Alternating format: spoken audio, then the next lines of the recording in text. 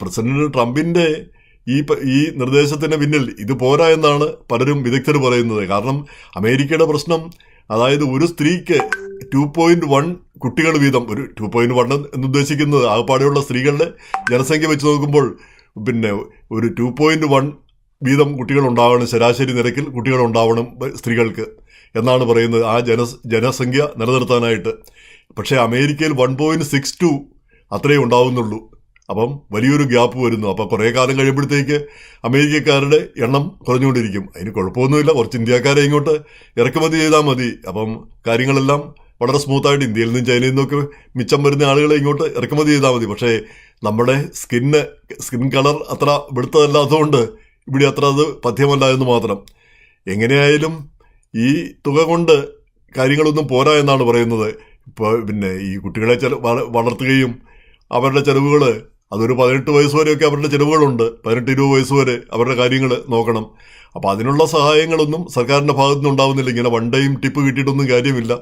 ടാക്സിൽ ഒക്കെ പിന്നെ വളരെ കാലത്തേക്ക് ടാക്സിൽ കുറവ് വരുത്തണം, കുട്ടികളൊക്കെ വളരുന്ന ആ കാലം വരെ ടാക്സിൽ കുറവ് വരുത്തണം, മറ്റാനുകൂല്യങ്ങൾ കൊടുക്കണം എന്നൊക്കെ പറയുന്നു. അതുപോലെ തന്നെ ഈ കഴിഞ്ഞ ഒരു 50 വർഷമായിട്ട് അമേരിക്കയിൽ വിവാഹിതരാകുന്നവരുടെ എണ്ണം ഏതാണ്ട് 60% കുറഞ്ഞു എന്നാണ് പറയുന്നത്. 1970 വെച്ച് നോക്കുമ്പോൾ 60% വിവാഹം കുറഞ്ഞു. കാരണം വിവാഹം കഴിക്കേണ്ട കാര്യമില്ല എന്നുള്ളൊരു ചിന്താഗതി, അങ്ങനെ ഒരു ഹെഡോണിസ്റ്റ് ചിന്താഗതി, പിന്നെ സ്വന്തം കാര്യം നോക്കുക, സ്വന്തം സുഖം മാത്രം നോക്കുക, ബാക്കിയൊന്നും നോക്കേണ്ട കാര്യമില്ല എന്നുള്ള ആ ഒരു ചിന്താഗതി വളർന്നിരിക്കുന്നു. എല്ലാവരും ആ സ്വാർത്ഥമതികളാവുന്നു. പിന്നെ കുട്ടികളെ നോക്കുന്നതൊക്കെ ബുദ്ധിമുട്ടാണ്. ആ കുട്ടികളെ നോക്കുകയും പരിപാലിക്കുകയും സംരക്ഷിക്കുകയും ഒക്കെ ചെയ്യുന്ന അത്ര എളുപ്പമുള്ള കാര്യമല്ല. എന്തിനീ പെടാപ്പാടൊക്കെ പെടുന്നു എന്നാണ് ഒരു വിഭാഗം ആളുകൾ ചിന്തിക്കുന്നത്. അപ്പം അങ്ങനെയുള്ള ഒരു സാഹചര്യത്തിലാണ് ജനസംഖ്യ കുറഞ്ഞുകൊണ്ടിരിക്കുന്നത്.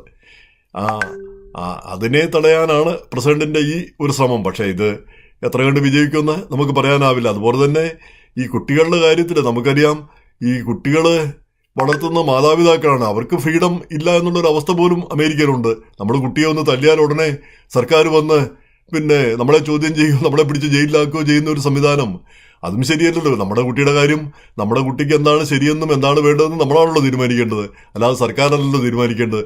സർക്കാരിനെ പേടിച്ച് കുട്ടികളെ വളർത്താൻ ആവില്ലല്ലോ.